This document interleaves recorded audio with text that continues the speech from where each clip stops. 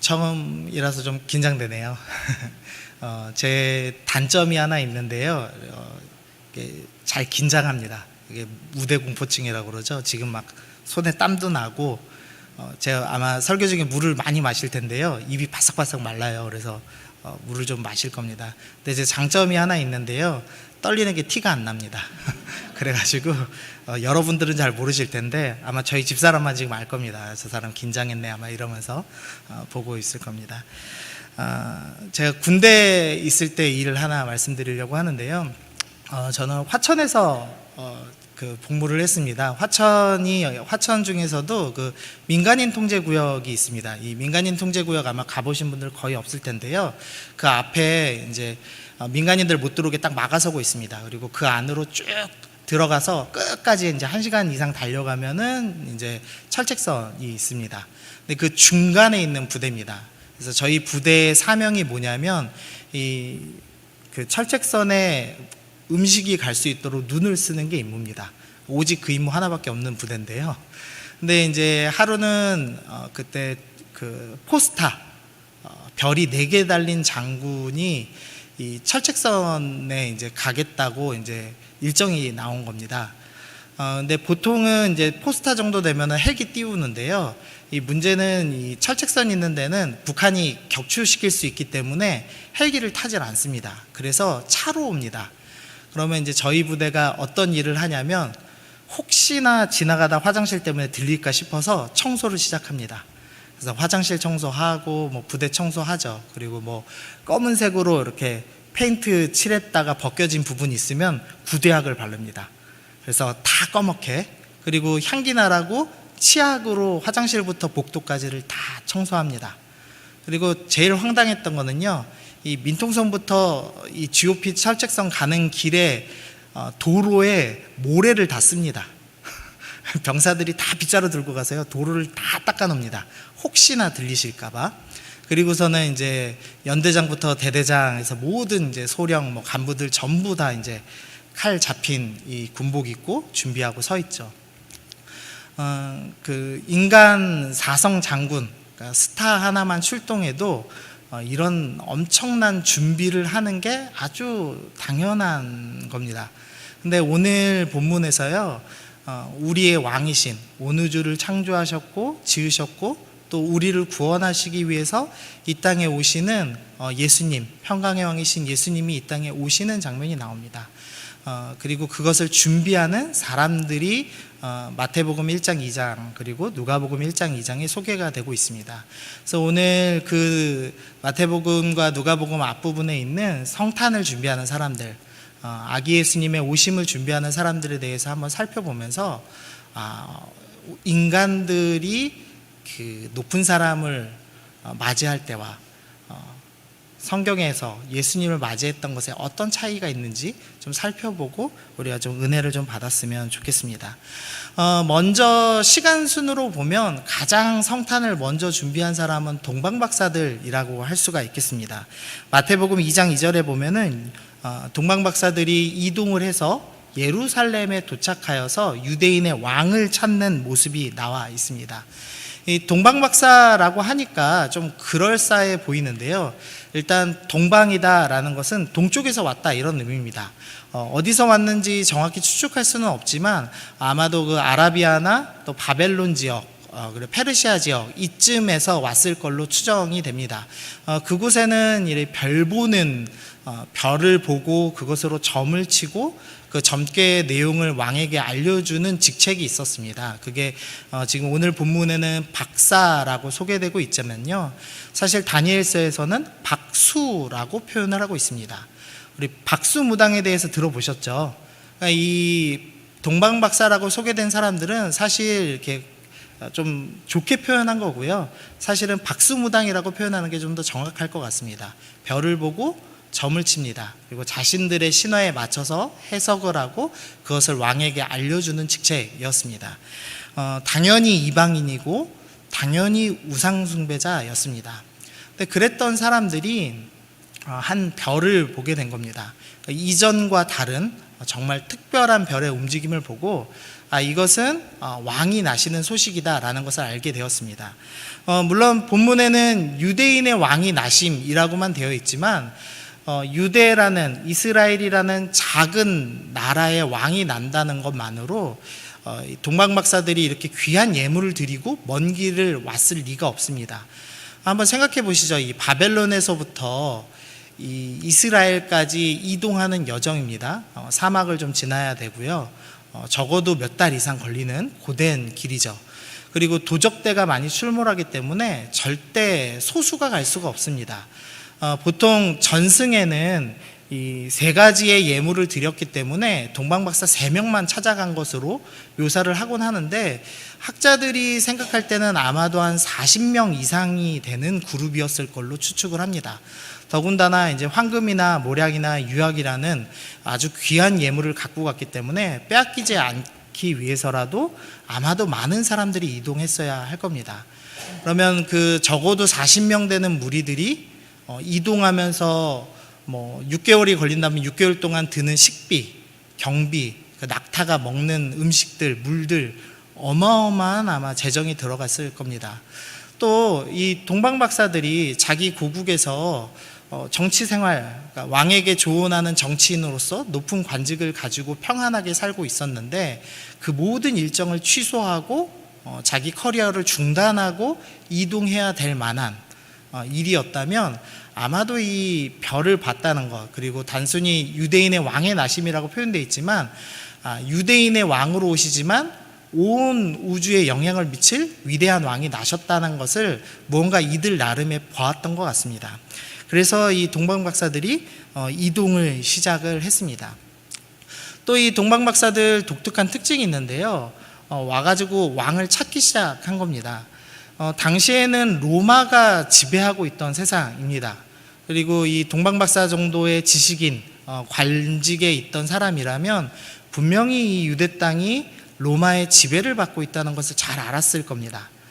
그런데 로마의 지배를 받고 있는 그 민족의 왕이 난다는 것을 알리고 찾는다는 것은 보통 용기가 아니고서는 불가능한 일이었습니다.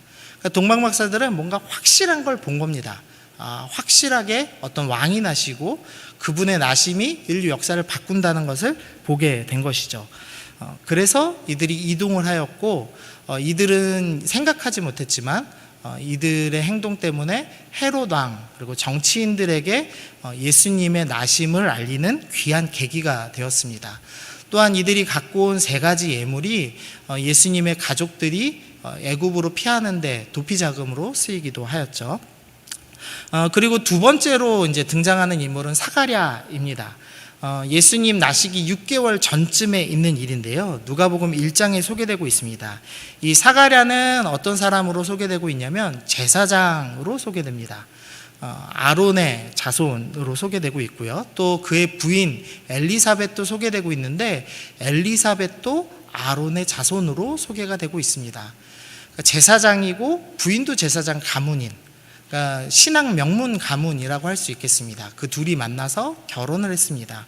또 이 사람들을 성경에 어떻게 소개하고 있냐면 의인이고 계명과 규례대로 흠이 없이 행하는 사람들이라고 설명을 하고 있습니다. 그러니까 이 사가랴라는 사람은 직분도 제사장이고, 그리고 그의 행실, 그의 영적인 상태도 거룩하고 흠이 없는 의인이라고 칭해질 수 있는 사람으로 소개가 됩니다. 그런데 이 사람의 문제점이 하나 있는데요. 잉태하지 못하였다. 그리고 두 사람이 자식이 없고 나이가 많았다라고 누가복음 1장에서 표현을 합니다. 당시 사회는 자식을 낳는 게 매우 중요한 일이었습니다. 지금도 중요한 일이지만요. 당시에는 자녀가 없다. 그러면 신께 저주받은 사람이라고 생각을 했습니다. 제사장 출신인데 하나님께 저주를 받아서 자식을 낳을 수 없는 이상한 부부를 지금 설명하고 있는 겁니다. 이 부부는 집안도 아주 좋은 제사장 집안이고 의인이고 흠이 없는데도 불구하고 하나님께 저주를 받았다라고 손가락질 받는 그런 부부였습니다. 그랬는데 이 사가랴가 이제 반차에 따라서 제사를 섬기는 직분에 이제 되게 되었습니다. 보통 평생에 두세 번밖에 못 섬겼다고 합니다. 그때 당시 제사장들이 한 2, 3만 정도 돼서 이 일생에 성전에서 섬길 수 있는 적이 몇 번 없었는데 그 몇 번 없는 기회에 당첨됐습니다. 그리고 그 중에서도 분향하는 직책을 맡았다라고 설명을 하고 있는데요. 이 분향은 제사 전에 가장 먼저 하는 일입니다. 그래서 일반 제사장들, 그러니까 대제사장을 제외하고 일반 제사장들이 가장 특권으로 생각했던 게 이 분향하는 직책이었다고 합니다. 그래서 이 단 한 번도 분향을 해보지 않은 제사장 중에서 제비뽑기를 해서 분향하는 사람을 뽑았다고 하는데 사가랴가 거기에 지금 당첨돼서 이 성소 안 그리고 지성소 바로 앞에 있는 분향단 앞에 섰습니다. 그리고 이제 향을 올리고 기도를 하겠죠. 근데 좀 아이러니한 겁니다. 이 사가랴라는 사람은 사실은 하나님께 저주받은 것처럼 세상 사람들이 볼 때 하나님께 저주받은 사람으로서 자식이 없는 사람이었는데 지금 하나님께 복을 받아서 분향을 하는 이상한 상태에 놓여 있는 거죠. 근데 그때 향단 우편에서 천사 가브리엘이 나타났습니다.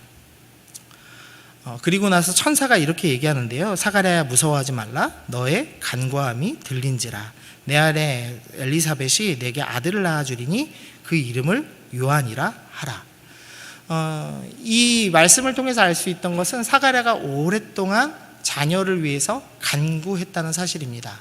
그리고 천사가 나타나서 하나님께서 너의 간구를 들으셨고 너에게 자녀를 주겠다라는 놀라운 약속을 해주셨습니다. 근데 문제는 사가랴의 반응입니다. 사가랴가 이 얘기를 듣자마자 너무 감사합니다. 제 오랜 기도를 들어주셨군요. 이렇게 한 것이 아니라 그 순간에 어떻게 하냐면 의심을 했습니다. 왜냐하면 자기들은 나이가 너무 많아서 도저히 자녀를 낳을 수 없는 부부였기 때문입니다. 그래서 의심을 하였고 그리고 그 벌로 아이가 태어날 때까지 말을 하지 못하는 벌을 받게 되었습니다. 좀 이상한 장면입니다. 제사장이고 의로운 사람이고 흠이 없는 사람이지만 하나님께 저주받은 것처럼 보이는 사람이었고 그리고 하나님께서 약속을 이루어 주실 때 정작 의심을 한 사람으로 본문이 기록하고 있습니다.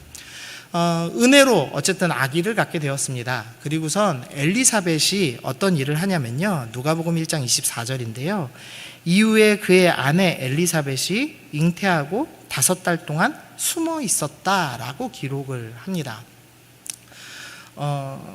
혹시 그 임신을 오랫동안 안 해보신 분 계시는지 모르겠습니다.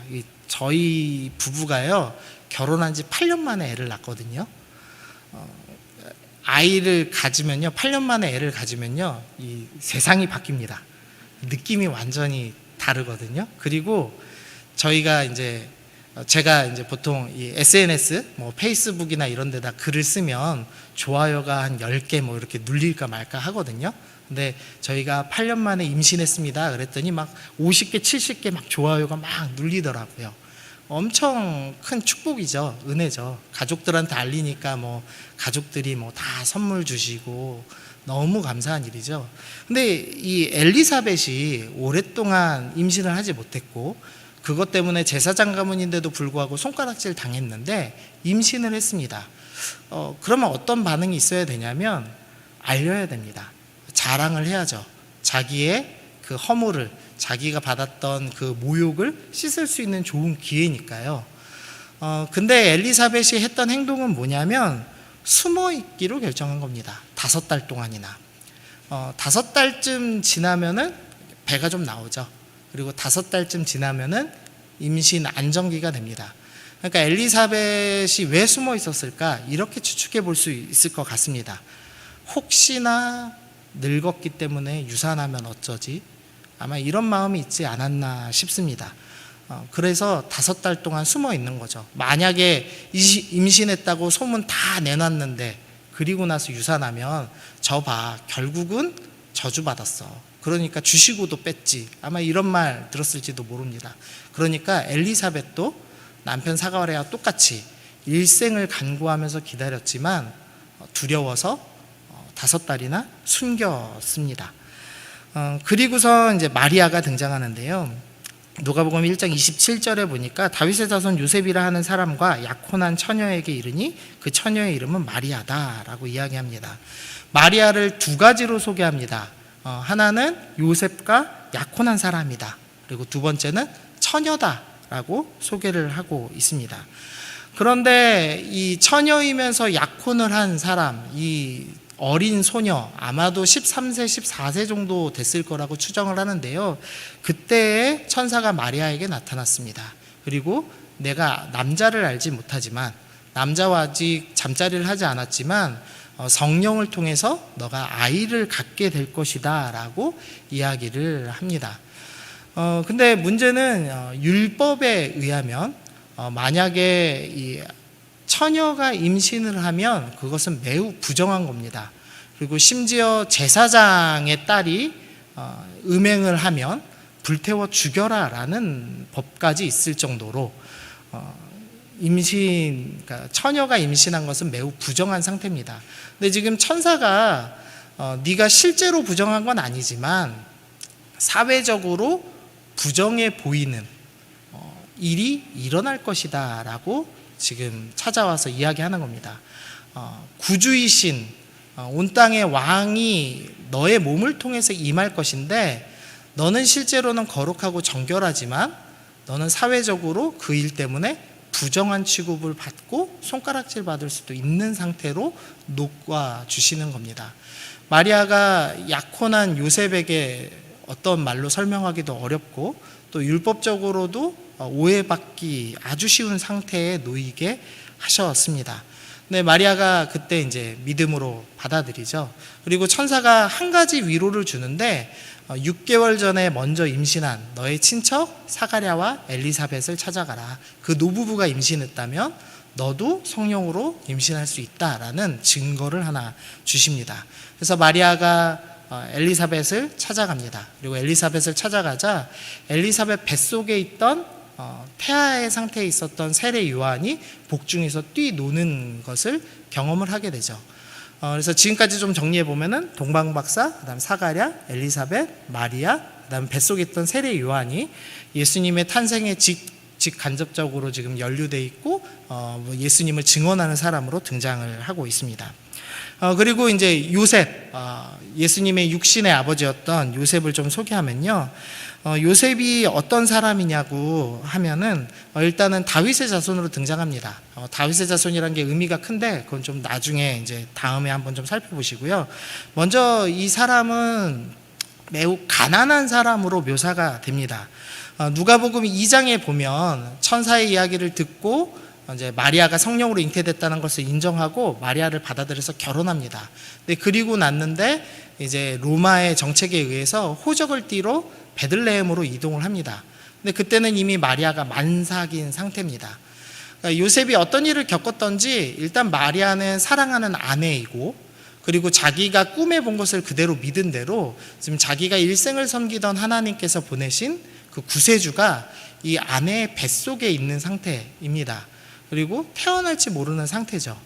그러니까 웬만큼 돈이 있었다면 어떻게든지 숙소를 마련했을 겁니다. 그리고 숙소는 다 마련하지 못하더라도 적어도 내가 믿는 하나님이 주시는 그 아기, 그 구세주, 그 선지자로 오실 그 아기를 위해서 뭔가는 준비했었어야 했습니다. 근데 요셉은 아무것도 준비 못하는 남자로 소개가 되고 있습니다. 사랑하는 아내를 위해서, 그 아내의 첫 출산을 위해서도 아무 준비를 하지 못하고, 그리고 자기가 일생을 섬기던 하나님께서 보내시는 그 구주를 위해서도 아무것도 준비를 못하는 매우 가난한 남자로 본문이 소개를 합니다. 예수님이 탄생하시고 나자 이제 천사들이 찬양을 하죠. 그리고 그 찬양을 목자들이 들었습니다. 그리고 목자들이 예수님 나신 곳에 와서 경배드리는 장면이 누가복음 2장에 소개됩니다. 근데 우리가 이제 이 목자에 대해서 보통 이렇게 참 좋게 생각합니다. 왜냐하면은 가인과 아벨에서 제사를 똑바로 드린 아벨도 목자였고, 그리고 다윗도 목자였기 때문에, 그리고 또 시편 23편에서 푸른 초장과 쉴만한 물가로 인도하시는 그 주님의 모습을 목자로 묘사하고 있기 때문에 우리가 목자에 대해서 되게 좋은 직업, 좀 괜찮은 직업처럼 생각을 합니다. 근데 실제로 이 목자라는 직업은요, 인생 가장 밑바닥이라고 생각하시면 될 것 같습니다. 왜냐하면은 밤에 일하고 밤낮이 없이 일하는 직업이고요. 추우면 추운 대로, 더우면 더운 대로 밖에서 일하는 직업입니다. 그리고 밖에서 있으면 어떤 일이 있냐면 사자나 곰이나 이리가 양떼를 공격하죠. 근데 양떼만 공격하는 게 아니라 까딱 잘못하면은 목자도 죽을 수 있는 상태입니다. 그래서 목자들은 늘 지팡이를 들고 다니면서 자기를 방어하고 양떼를 보호하는 직종이었죠. 그러니까 우리가 성경을 볼 때는 목자가 꽤 괜찮은 직업이야 이렇게 오해하지만 사실은 가장 덥고 가장 춥고 밤이고 낮이고 상관없이 일해야 되고 또 들짐승의 위협에 시달리는 직업이라고 할 수 있습니다. 그래서 보통 인생 가장 밑바닥에 있던 사람들이 이제 월급 받기 위해서 어쩔 수 없이 선택하는 직업이었습니다. 그래서 양 주인들은 따로 있고요. 목자들을 이제 고용해서 쓰는 겁니다. 그래서 이제 주인들이 정기적으로 이제 이 사꾼들을 믿지 못하기 때문에 일정 기간을 두고 양의 숫자를 검사합니다. 이 목자가 제대로 양을 쳤는지 확인하는 거죠. 양 100마리가 있었다면 양 100마리 확인하는 겁니다. 근데 문제가 있는데 들짐승들이 잡아갈 수도 있죠. 그러니까 이 목자들이 어떻게 하냐면 혹시나 뭐 굴러 떨어져서 죽었거나 들짐승에게 습격당했거나 또 때로는 도둑질 당했거나 해서 부족한 양들이 있으면 주인이 검사하는 전날에 옆집 양을 훔쳐왔습니다. 그래서 숫자를 채워 넣는 겁니다. 그래야 이제 제 월급에서 안 까일 거잖아요. 그래서 이 목자들은 늘상 거짓말하고 도둑질하는 데 익숙한 사람들이었습니다. 그래서 이 법정에서 유대인들 법정에서 목자들이 증인으로 증언을 하면은 증언을 채택하지 않았다고 합니다. 그러니까 가장 밑바닥이어서 아무도 믿어주지 않는 인생을 살던 사람들, 그 사람들이 목자였습니다. 그런데 이 목자가 오늘 예수님의 나심을 증언하고 또 경배하는 일을 하고 있죠. 예수님이 태어나시고 나서 이제 예루살렘에 오십니다. 아기일 때 오시는 거죠. 그때 두 명의 사람이 또 등장하는데요. 시므온과 안나라는 사람입니다. 이 시므온이라는 사람은 어떤 말씀을 들었냐면 그 구주가 오시기 전까지는 죽지 않는다는 예언을 받은 사람이었습니다. 그러니까 메시아가 오시면 이 시므온은 죽는다. 그러니까 죽음으로써 주님의 오심을 알리는 특별한 직책을 받은 사람이 등장합니다. 그리고 안나가 또 등장하는데요. 누가복음 2장 36절에 보니까 아셀지파 바누엘의 딸 안나라는 선지자가 있어 나이가 매우 많았더라. 그가 결혼한 후 7년 동안 남편과 함께 살다가 과부가 되고 84세더라. 이 사람이 성전을 떠나지 아니하고 죄하러 금식하며 기도함으로 섬겼다라고 나와 있습니다.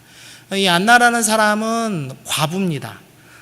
성경에서 가장 불쌍한 사람들을 뽑아라 그러면 4명을 보통 뽑습니다. 고아, 과부, 나그네, 그다음 기업이 없는 레위인을 뽑습니다. 이제 나그네가 이제 그 난민이라고 생각하시면 됩니다. 전쟁에서 떠돌아다녀서 도망가서 외국 와서 살고 있는 난민, 외국인 노동자. 근데 이 외국인 노동자와 과부가 같은 취급을 받습니다. 왜냐하면 이스라엘은 여자들이 경제 활동을 할 수 없기 때문입니다. 지금도 이스라엘 시장 사진 검색해 보시면은요, 죄다 남자들이 과일 사고 있습니다. 이스라엘 문화에서 여자들이 시장 가서 뭐 물건을 산다든지 경제 활동 한다든지가 익숙하지가 않은 겁니다. 근데 남편이 죽고 자녀가 없는 상태의 과부는 경제 활동을 전혀 하지 못하기 때문에 빌어먹든지 몸을 팔든지 하면서 살 수밖에 없는 가장 비참한 여인이었습니다. 근데 안나가 지금 젊어서 7해 만에, 그러니까 당시에 한 13살, 4살에 결혼하니까요, 20살 됐을 때 남편하고 사별하고 자녀가 아마도 없는 것 같아요. 그 상태로 84세, 64년간이나 과부로 살았습니다. 그러면서 금식하며 기도했다고 하는데 주님을 사랑해서만 금식한 게 아니라 먹을 게 없어서 금식을 하면서 살았을 가능성이 매우 높은 사람입니다. 그런데 이 사람이 기도하면서 주님의 이스라엘의 속량을 전하는 특별한 부르심을 받았고 아기 예수님을 만나고 이 아기 예수가 바로 하나님께서 약속해 주신 그분이다라는 것을 알리는 것으로 마무리를 합니다. 그래서 정리를 해보면 지금 9부류를 지금 설명드렸습니다. 이제 동방박사들, 그 다음에 사가랴, 엘리사벳, 그 다음에 뱃속에 태아로 있던 세례 요한, 마리아, 요셉, 그리고 목자들, 그 다음에 시므온, 안나 9부류를 살펴봤습니다. 주님, 예수님께서는 지금 위대한 왕으로, 평강의 왕으로, 구주로 이 땅에 오고 계십니다. 그렇다면 그분에 걸맞는 의전단을 모집해야 됩니다. 왕들, 귀족들, 가장 거룩한 제사장들로 가득 채우고 예수님의 나심을 축하해야 맞습니다. 근데 예수님께서 나오시면서 오늘 지금 방금 살펴본 이 9부류의 사람들의 입술을 통하여서 그들의 삶을 통하여서 주님의 나심을, 당신의 나심을 알리기로 결정하신 겁니다. 분류에서 좀 살펴보면 재밌습니다. 가장 거룩한 제사장 사가랴가 있었고요.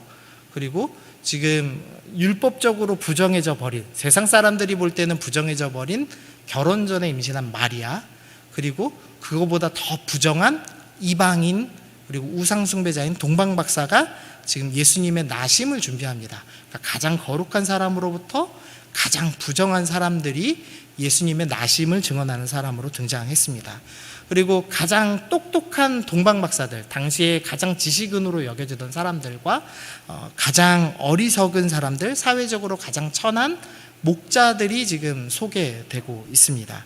그리고 부자여서 신께 드릴 만한 황금과 모략과 유황을 드릴 정도의 부유함, 그리고 40명, 60명 되는 큰 무리를 이끌고 외국에 1년 이상 왔다 갔다 할 수 있을 만한 엄청난 부를 가진 동방박사와 자기 아내에게 따뜻한 잠자리조차 제공해 줄 수 없는 가장 가난한 목수인 요셉이 또 등장을 합니다. 도시에서 살고 있는 이 사가랴 또 동방박사들과 시골에서 살고 있는 요셉과 마리아가 또 등장하고요.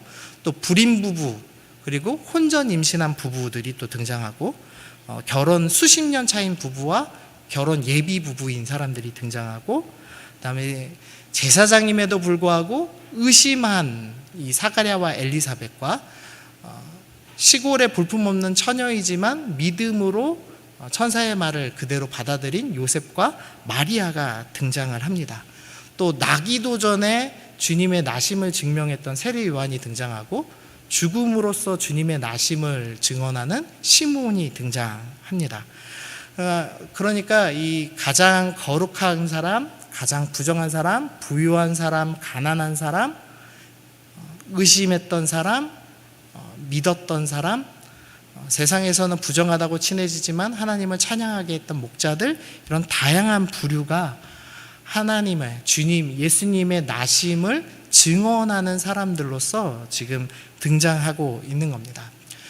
예수님께서 이 땅에 오시면서 이 사람들을 선택하신 거죠.